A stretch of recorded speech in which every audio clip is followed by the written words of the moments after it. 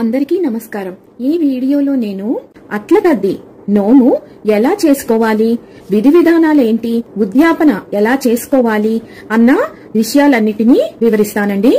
మొదటిసారి ఛానల్ ని చూసేవాళ్ళు మా ఛానల్ ని సబ్స్క్రైబ్ చేసి పక్కనే ఉన్న బెల్ ఐకాన్ ని ప్రెస్ చేయండి।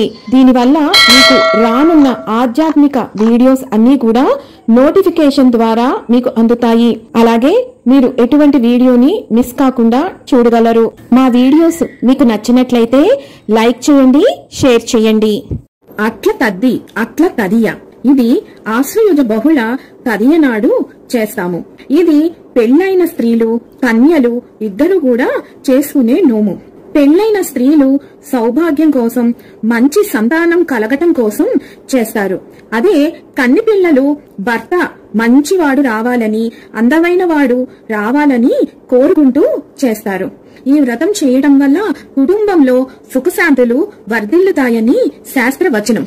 గౌరీదేవి శివుణ్ణి భర్తగా పొందాలనే కృత నిశ్చయంతో ఉండగా త్రిలోక సంచారి అయిన నారదుడు ఆ తల్లి కోరిక ఫలించాలని ఆమెకు ఈ అట్ల తద్ది వ్రతము చేయమని సూచించారు। ఆయన ప్రోద్బలంతో పార్వతీదేవి మొట్టమొదటిసారి చేసిన వ్రతమే ఈ అట్ల తద్ది నోము।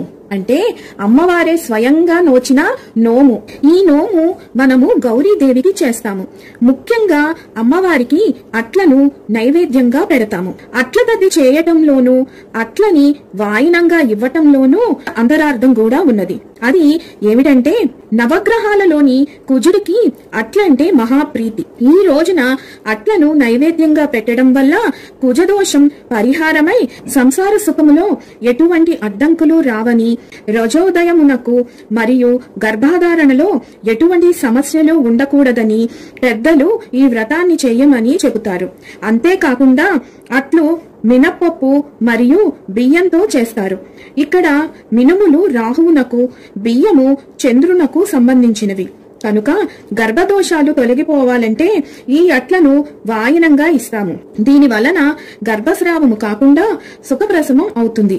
అందుకే అట్లని వైజ్ఞానపరంగా చూసినా అట్లలో ఇంతటి శక్తి మూలం దాగి ఉంది కనుకనే వాయనంగా ఇస్తాము। ఈ నోమును పెళ్లైన స్త్రీలు మొదటి సంవత్సరంలోనే ఈ నోమును నోచుకుంటారు।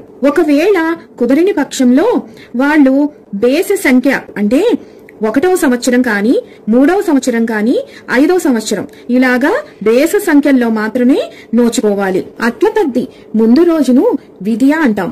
ఈ రోజునే భోగి అని కూడా పిలుస్తారు। ముందు రోజున మనం ముఖ్యంగా చేయాల్సినవి అట్ల పిండిని రుబ్బి పెట్టుకోవాలి। ఇక ఆ తరువాత గోరింటాకు రుబ్బుకొని చేతులకి కాళ్ళకి చక్కగా పెట్టుకోవాలి। తరువాత 11 మంది ముత్తైదువులకు అభ్యంగ స్నానానికి కావలసిన సామాగ్రి అంటే నూనె, సున్నిపిండి, పసుపు, కుంకుమ, కుంకుడుకాయలు ఇవన్నీ వారికి ఇచ్చి బొట్టు పెట్టి నేను అట్ల తద్ది నోము నోచుకుంటున్నాను కాబట్టి మీరు ఆ రోజున మా ఇంటికి వచ్చి వాయినం తీసుకోవాలి అని అభ్యర్థించాలి।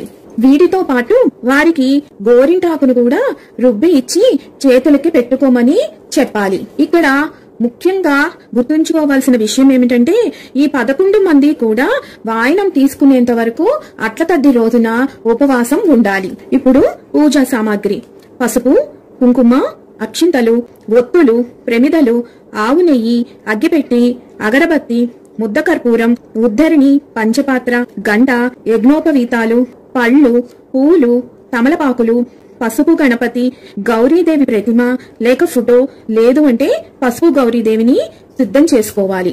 ఇప్పుడు ఉద్యాపనకు కావలసిన వస్తువులను చూద్దాం। 11 మంది ముత్తైదువులు మరియు 1 గౌరీదేవి నైవేద్యానికి అంటే మొత్తం కలిపి 12 మందికి ఒక్కొక్కళ్ళకి 11 చొప్పున అట్లను సిద్ధం చేసుకోవాలి। అంటే మొత్తం 132 అట్లని మనం సిద్ధం చేసుకోవాలి। ఇక్కడ ముఖ్య విషయం ఏమిటంటే అట్ల పిండిని మనము ముందు రోజే రుబ్బి పెట్టుకుంటాము। ఎందుకంటే పులిసిన పిండితో అట్లు వేసినప్పుడు వాటిపైన చాలా రంధ్రాలుగా ఏర్పడతాయి। ఎన్ని రంధ్రాలు అట్టు మీద ఉంటాయో అంత కాలము మనము సౌభాగ్యంతో వర్ధిల్లుతామని చెప్పి దీని అర్థం। అందుకే పులిసిన పిండితో మాత్రమే మనము అట్లు వేస్తాం. ఆ తరువాత తోరాలను సిద్ధం చేసుకోవాలి. 11 తోరాలు 11 మంది ముత్తైదువులకు, ఒక తోరం గౌరీదేవికి, ఇంకొక తోరం పూజ చేసుకునే స్త్రీకి సిద్ధం చేసుకోవాలి. అంటే మొత్తం కలిపి 13 తోరాలని సిద్ధం చెయ్యాలి. ప్రతి తోరానికి కూడా 11 పోగులు వెయ్యాలి. అలాగే 11 ముళ్ళు వెయ్యాలి. ఇలా రకరకాల పూలతోనూ పత్రితోనూ ముళ్ళు వేసుకొని మొత్తం తోరాలను సిద్ధం చేసుకోవాలి. తర్వాత కావలసినవి నల్ల పూసలు, లక్కజోళ్లు, పండు తాంబూలం, ఇవి 12 సిద్ధం చేసుకోవాలండి. అలాగే రూపాయి కాసులు, బెల్లం ముక్క, రవికల గుడ్డలు, లేదు అంటే చీర, ఇది మీ స్థితిని బట్టి చూసుకోండి. ఇప్పుడు పూజా విధానం గురించి తెలుసుకుందాం. ముత్తైదువులు కన్నెపిల్లలు ముందు రోజే చక్కగా గోరిండాకు పెట్టుకోవాలి. ఇక అట్ల తద్ది రోజున తెల్లవారుజామునే లేచి కన్నెపిల్లలు సద్ది తింటారు. ఈ సద్దిలో గోంగూర పచ్చడి, గడ్డ పెరుగుతో తింటారు. ఆ తరువాత ఉయ్యాల లోగటానికి, ఆటలాడుకోవటానికి వెళతారు.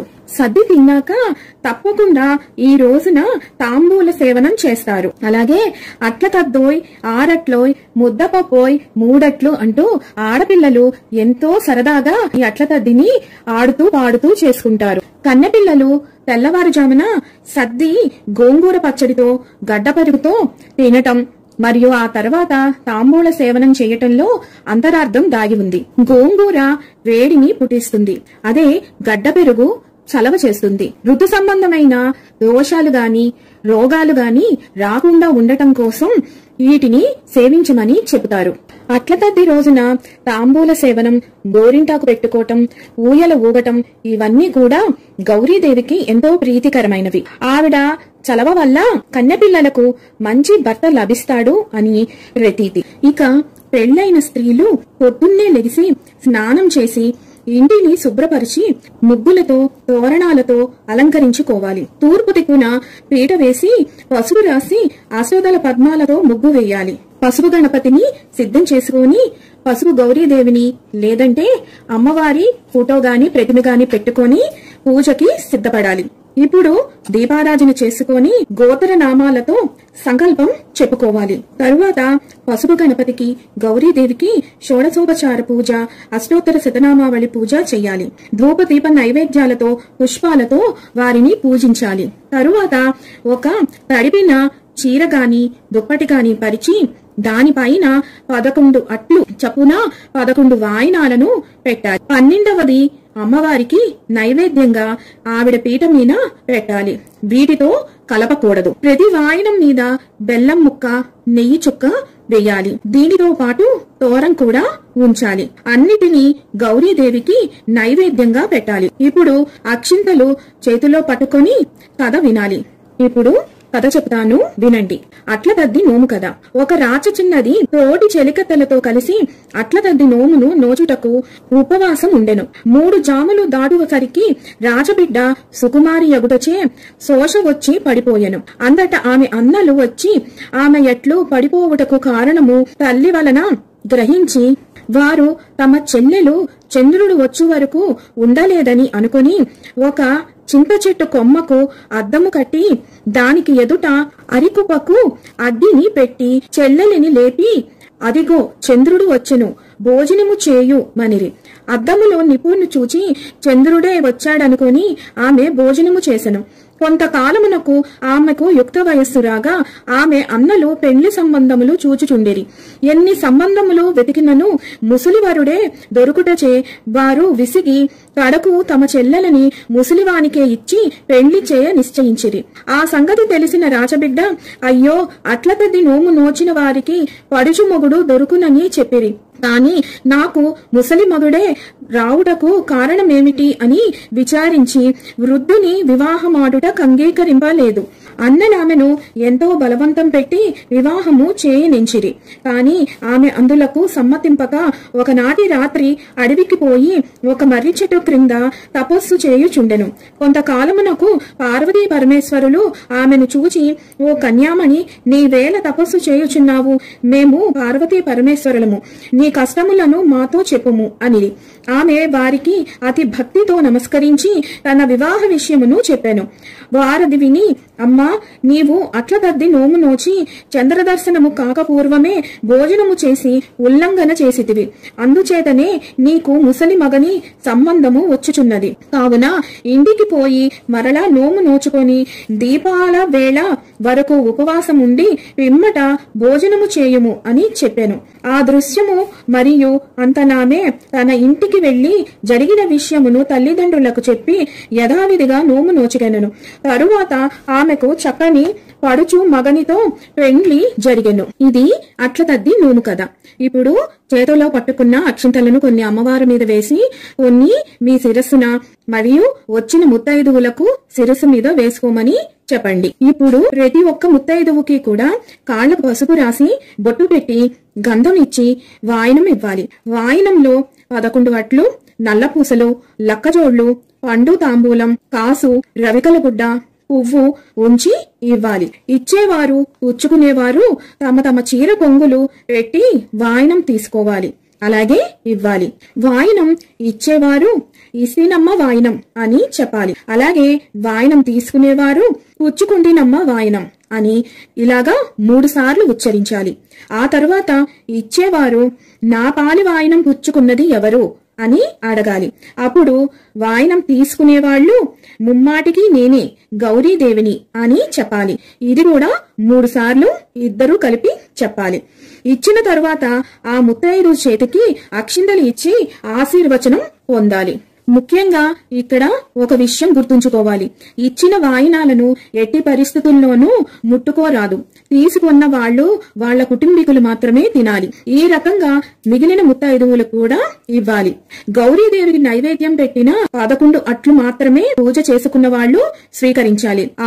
ఆవిడ భర్త, పిల్లలు ఆ అట్లను తినవచ్చును. ఉద్యాపన మొత్తం పూర్తయిన తరువాత వ్రతం చేసుకున్న స్త్రీ కొన్ని నీళ్లను, అక్షింతలను దారగట్టి గౌరీదేవి దగ్గర వదలాలి. ఆ తల్లితో నా యథాశక్తి కొలది ఈ నోము నోచుకున్నాను, ఉద్యాపన చేసుకున్నాను, దీవించు తల్లి అని, తప్పులు ఉంటే క్షమించు అని ప్రార్థించాలి. ఆ తరువాతనే భోజనం చెయ్యాలి. దీనితో అట్ల తద్ది నోము సమాప్తమైందండి. ఈ నోము ప్రతి ఒక్క స్త్రీ నోచుకుంటుంది. కానీ ఇంటి పద్ధతిని బట్టి, వర్ణాన్ని బట్టి, ప్రాంతాన్ని బట్టి ఈ నోము యొక్క పద్ధతులు మారుతూ ఉంటాయి. కొంతమంది 5గురికి, 9 మందికి, 11 మందికి వాయినాలు ఇస్తూ ఉంటారు. కొంతమంది ఈ నోమును పొద్దున పూటే ఉద్యాపన చేసుకుని వాయినాలు ఇస్తారు. మరి కొంతమంది రాత్రి చంద్రదర్శనం అయిన తరువాతనే అట్ల వాయినాలను ఇస్తూ ఉంటారు. ఇది ముఖ్యంగా మీ ఇంట తీరు ఎలా ఉన్నదో గమనించుకొని దాన్ని బట్టి ఈ అట్ల తద్ది నోమును నోచుకోవాలి. ఎవరి ఇంటి పద్ధతిలో ఎవరు ఎలా చేసినా ఫలితం మాత్రం గౌరీదేవి తప్పకుండా ఇస్తుందండి. విన్నారు కదా అట్ల తద్ది నోము విశేషాలను. మరొక వీడియోతో మిమ్మల్ని అందరినీ మళ్ళీ కలుసుకుంటాను. సర్వం ఈశ్వరార్పణమస్తు. స్వస్తి.